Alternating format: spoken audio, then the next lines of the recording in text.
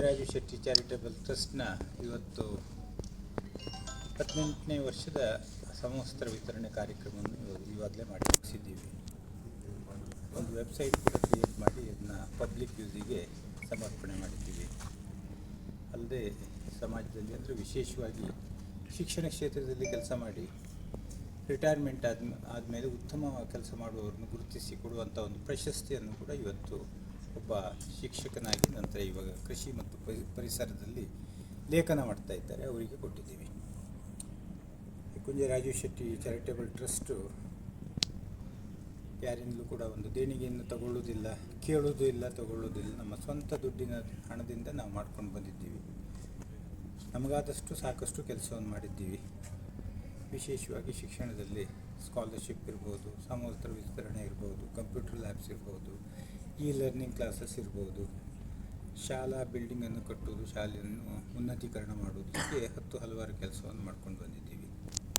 ಇತ್ತೀಚೆಗೆ ಬಹಳ ಒಂದು ಜನರಿಗೆ ಮೆಚ್ಚುಗೆ ಆದಂಥ ಒಂದು ಕೆಲಸ ಅಂದರೆ ಸಮಾಜದಲ್ಲಿ ಅತಿ ಕಷ್ಟದಲ್ಲಿರುವ ಅತಿ ದುರ್ಬಲ ವರ್ಗ ಕೊರಗ ಸಮುದಾಯ ಅವರಿಗೆ ಸುಮಾರು 100 ಮನೆಗಳನ್ನು ಕಟ್ಟುವ ಒಂದು ಆಸಕ್ತಿಯನ್ನು ಹೊಂದಿ ಅಥವಾ ಒಂದು ಪ್ರೇರಣೆ ಬಂದದ್ದು ನಮಗೆ ನಮ್ಮ ಸ್ವಾಮೀಜಿಯವರು, ಪೇಜಾವರ ಸ್ವಾಮಿಯವರು ಹೇಳಿದಂಥ ಒಂದು ವಿಚಾರ. ಅದರ ಪ್ರಕಾರ ಇಷ್ಟರೊಳಗೆ 28 ಮನೆಯನ್ನು ನಾವು ಆಲ್ರೆಡಿ ಡೆವಲಪ್ ಮಾಡಿ ಕೊಟ್ಟಿದ್ದೀವಿ. ಈಗ 14 ಮನೆಗಳ ಕನ್ಸ್ಟ್ರಕ್ಷನ್ ಆಗ್ತಾ ಇದ್ದಾವೆ.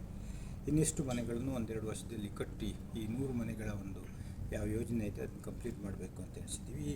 ನಾವು ಕಟ್ಟಿಸುವಂಥ ಮನೆಗಳು ಸರ್ಕಾರಿ ಧಾರಣೆಯಲ್ಲಿ ಸುಮಾರು 19 ಲಕ್ಷ ರೂಪಾಯಿ ಆಗುತ್ತೆ.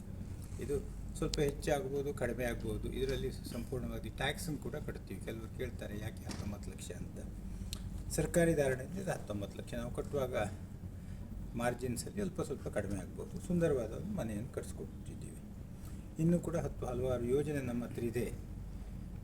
ಅದು ಟೈಮ್ ಬಂದಾಗೆ ನಮಗೆ ಆ ಒಂದು ಶೇಖರಣೆ ಆಗಬೇಕು, ಯಾವುದು ಹಣ ಏನು ಅದು ಆದವಾಗ ನಾವಿನ್ನು ಹೆಚ್ಚಿನ ಕೆಲಸ ಮಾಡಲಿಕ್ಕೆ ಉತ್ಸುಕರಾಗಿದ್ದೀವಿ. ಮತ್ತು ಈ ಟ್ರಸ್ಟು ಒಂದು ಫ್ಯಾಮಿಲಿ ಟ್ರಸ್ಟ್. ನಮ್ಮ ತಂದೆಯವರ ಹೆಸರಲ್ಲಿ ಮಾಡಿದ್ದು, ನಮ್ಮ ಅಣ್ಣ ತಮ್ಮ ಮತ್ತು ನನ್ನ ಮಕ್ಕಳು, ನಮ್ಮ ಹೆಂಡತಿ, ಹೀಗೆ ನಾವು ಫ್ಯಾಮಿಲಿ ಟ್ರಸ್ಟ್. ಇದು ಸರ್ಕಾರಿ ಅಥವಾ ಬೇರೆ ಯಾರಿಂದೂ ವಂತಿಗೆಯನ್ನು ತಗೊಳ್ಳೋದಿಲ್ಲ, ದೇಣಿಗೆ ಕೊಡುವುದಿಲ್ಲ, ತಗೊಳ್ಳೋದಿಲ್ಲ. ಹಾಗಾಗಿ ಹೆಚ್ಚಾಗಿ ಉಡುಪಿಯ ಭೂಭಾಗದಲ್ಲಿ ಕೆಲಸ ಮಾಡ್ತಾ ಇದ್ದೀವಿ. ಇನ್ನು ಮುಂದೆ ಕೂಡ ಈ ಕೆಲಸವನ್ನು ಮುಂದುವರಿಸ್ತೀವಿ. ಧನ್ಯವಾದಗಳು.